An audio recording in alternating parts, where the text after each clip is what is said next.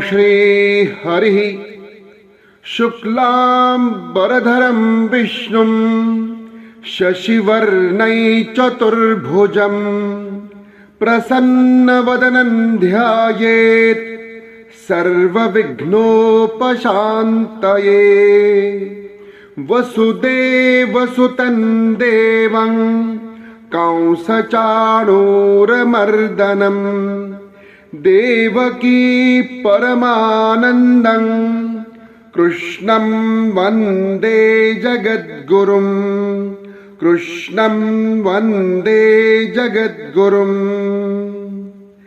ॐ श्री परमात्मने नमः।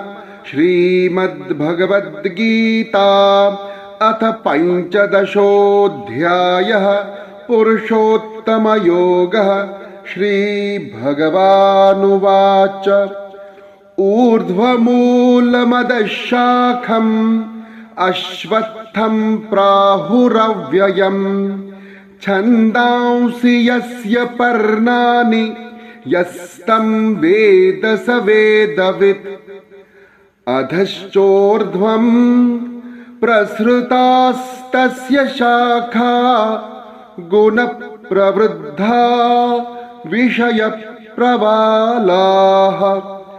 अधश्च मूलान् यनुसन्ततानि कर्मानुबन्धीनि मनुष्यलोके। न रूपमस्येह तथोपलभ्यते नान्तो न चादिर्न च सम्प्रतिष्ठा। अश्वत्थमेनं सुविरूढमूलम् असङ्गशस्त्रेण दृढेन छित्त्वा ततः पदं तत् परिमार्गितव्यं यस्मिन् गता न निवर्तन्ति भूयः। तमेव चाद्यं पुरुषं प्रपद्ये यतः प्रवृत्तिः प्रसृता पुराणी। निर्मानमोहा जितसङ्गदोषा अध्यात्मनित्या विनिवृत्तकामाः। द्वन्द्वैर्विमुक्ताः सुखदुःखसंज्ञैर्गच्छन्त्यमूढाः पदमव्ययं तत्। न तद्भासयते सूर्यो न शशाङ्को न पावकः यद्गत्वा न निवर्तन्ते तद्धाम परमं मम। ममैवांशो जीवलोके जीवभूतः सनातनः।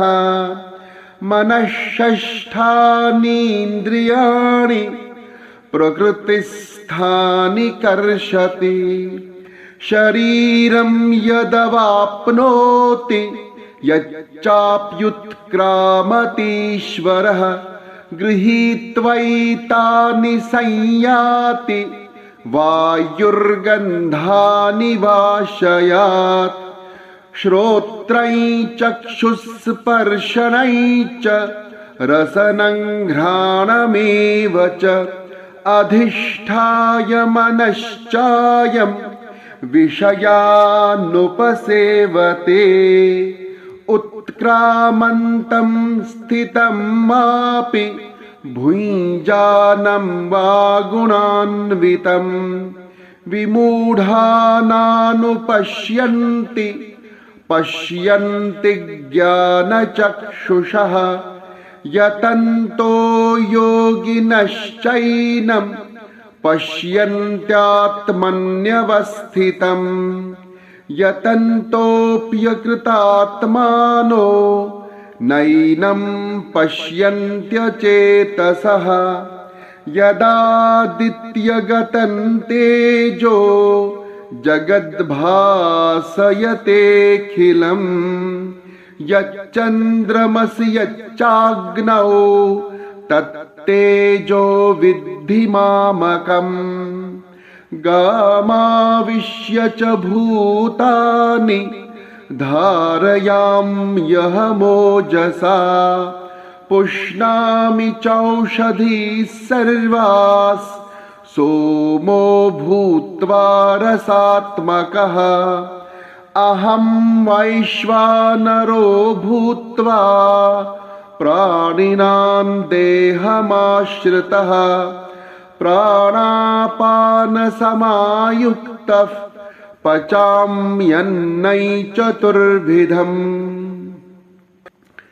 सर्वस्य चाहं हृदि सन्निविष्टो मत्तस्मृतिर्ज्ञानमपोहनै च वेदैश्च सर्वैरहमेव वेद्यो वेदान्तकृद्वेदविदेव चाहम् द्वाविमौ पुरुषौ लोके क्षरश्चाक्षर एव च क्षरः सर्वाणि भूतानि कूटस्थोऽक्षर उच्यते उत्तमः पुरुषस्त्वन्यः परमात्मेत्युदाहृतः यो लोकत्रयमाविश्य बिभर्त्यव्यय ईश्वरः यस्मात् शर्मतीतोऽहम् अक्षरादपि चोत्तमः अतोऽस्मि लोके वेदे च प्रथितः पुरुषोत्तमः यो मामेवमसम्मूढो